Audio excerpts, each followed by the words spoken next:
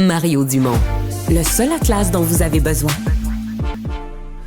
Jeudi 4 décembre, à chaque année, ce jeudi, première semaine de décembre, c'est la grande guignolée des médias. Cette année ne fait pas exception. D'ailleurs, si vous vous apprêtez à prendre la route direction le travail, vous allez peut-être voir des gens du monde de la télé, de la radio, sur un coin de rue. Elisabeth Rancourt, animatrice des matchs de la Ligue nationale à TVA Sport, est avec nous. Bonjour. Allô? Porte-parole, première fois pour toi d'être porte-parole de la guignolée des médias? Oui. Tu nous représentes? Je représente l'entièreté de TVA avec Sébastien Benoît, mais c'est tellement le fun comme concept parce qu'il n'y a pas de compétition aujourd'hui dans les médias. C'est rare qu'on voit ça quand même, de se regrouper tous les médias pour une seule et même cause. Et c'est aujourd'hui que ça se passe. Ça se passe depuis quand même quelques semaines. On peut donner en ligne. Mais là, c'est là qu'on débarque dans les rues. Là. Donc, je vais aller mettre mes bottes tantôt, mes mitaines et ma tuque, et je vais être dans la rue.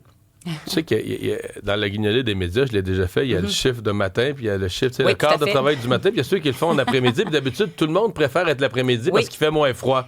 Là, c'est l'inverse aujourd'hui. Aujourd'hui, c'est une journée inversée. Oui. Il va faire beaucoup plus froid et venteux en fin d'après-midi. Donc, j'ai choisi le matin, je vais faire un petit dodo en après-midi, puis je reviens ce soir pour 2 matchs. Donc, je fais tous les quarts aujourd'hui. OK, tu fais 2 matchs ce soir. Oui. OK, ça te fait une longue journée. T'as mentionné, on peut donner en ligne. C'est peut-être la première chose à dire aux gens, les différentes façons, parce qu'il y a plus qu'une façon de participer. Là. Absolument. Dans les rues aujourd'hui, sortez votre petit screening ou même en papier, hein, idéalement, là, un petit 5, 10, idéalement 15, du papier. 20, 50, ça se sent très bien. C'est bon de le dire parce qu'il y a bien des gens qui se promènent. Des fois, il y en a à la maison, mais partez avec. Partez avec. Ben, on a ça. On a en ligne également, si vous allez sur le site de la Guignolée, et il y a aussi des points de collecte pour des denrées alimentaires. Mais sur le site de la Guignolée, on a toutes les informations. Qu'est-ce qu'on cherche également comme denrées? Parce qu'on pense souvent aux fameuses cacanes.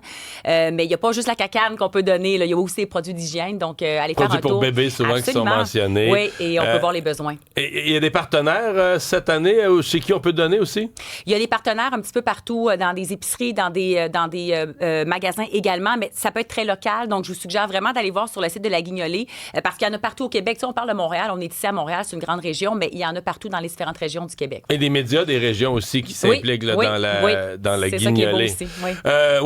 Les besoins qui sont là, c'est drôle parce que dans les nouvelles aujourd'hui... J'ai entendu ça en m'en venant. Oui, dans les nouvelles aujourd'hui, on a ça, là, tu sais, que annuellement, cette espèce d'étude sur le prix des aliments est publiée en décembre. Là, elle est publiée aujourd'hui. Pour une famille de 4, préparez-vous à dépenser 1 000 $ de plus l'an prochain pour l'épicerie. Fait que si t'as déjà pas les moyens, ça s'améliorera pas. C'est ça le problème, c'est que... Et j'entends souvent des gens dire, ben oui, l'insécurité alimentaire, qui aille travailler ce monde-là, puis ils n'en auront pas d'insécurité. Oui, mais non, Mario. Aujourd'hui, selon une autre étude, un sondage, 41 % des gens qui vivent de l'insécurité alimentaire ont un emploi. Je sais pas, on fait l'épicerie là, depuis des années, et à chaque fois qu'on regarde notre facture, on dit ça pas de bon sens, mais on se prive pas. Je suis capable quand même d'acheter ce que j'ai besoin à l'épicerie, mais il y a des gens qui doivent faire des coupures importantes.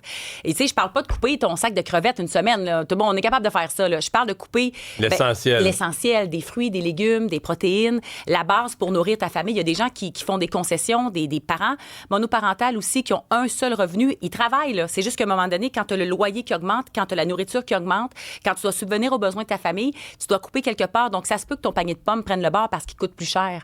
Et c'est ça qui est alarmant. Et depuis 2020, ça a augmenté de 22 % l'insécurité alimentaire. T'sais, on aurait aimé avoir des bonnes nouvelles puis dire que c'est la 25e édition de la Guignolée des médias, puis peut-être que dans l'an prochain ou l'autre après, peut-être qu'on n'existera plus. Ce serait une bonne nouvelle en soi, ça, Mario, de plus exister.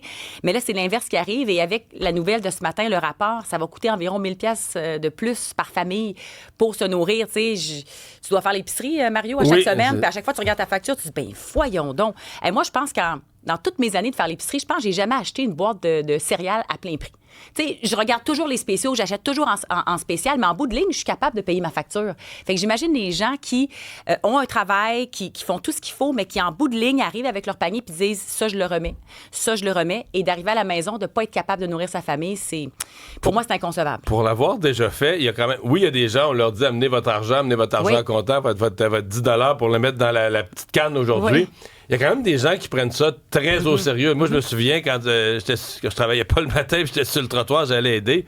Des gens qui arrivaient, ouvraient la valise, le coffre de l'auto, puis il y avait genre 3 sacs ou des boîtes. Des gens vraiment qui préparent, qui font vraiment des paniers de Noël, là, des sacs de provisions. Bien, c'est pour ça qu'on le fait aussi. La Guignolée arrive en décembre parce que c'est une période de l'année où les gens veulent redonner. Et oui, il y a des gens qui prennent ça à cœur parce que je trouve que c'est une superbe cause. Moi, chaque année, je me cherche une cause pour aider où je vais vraiment donner le plus possible de mon temps ou de mon argent. Et il y a des gens qui le prennent vraiment au sérieux. Et c'est vrai, ils arrivent avec soit un gros chèque, soit avec beaucoup de denrées, même des vêtements. C'est pas nécessairement ce que la guignolée cherche, parce qu'on parle de denrées alimentaires, d'insécurité alimentaire. Mais c'est beau de voir les gens qui, dans ce mois de décembre-là, on dirait qu'on veut redonner au prochain. S'il y a une cause, peut-être, qui en vaut la peine, c'est la guignolée. La guignolée aide dans plus d'une centaine d'organismes qui redonnent aux communautés locales. On parle de Montréal, mais c'est partout au Québec. Donc, c'est vraiment une très belle cause. Il y a un auditeur du Lac-Saint-Jean qui nous demande est-ce que la guignolée des médias a un système de dons par texto, par message texte? C'est une très bonne question, ça. Faudrait que je vérifie. Je vais vérifier. On va vérifier, nous aussi. On va vous transmettre l'information plus tard. Je comprends que la question vienne parce qu'il y a beaucoup d'organisations maintenant qui font ça. On simplifie le plus possible, parce que c'est rare qu'on se promène avec de l'argent en cash maintenant. Et de moins en moins. Élisabeth... Merci d'être passée nous voir. Bonne saison de hockey qui est bien amorcée. Ça va bien, hein? Oui, ça va bien, on est content. Bonne journée sur la rue. Merci beaucoup.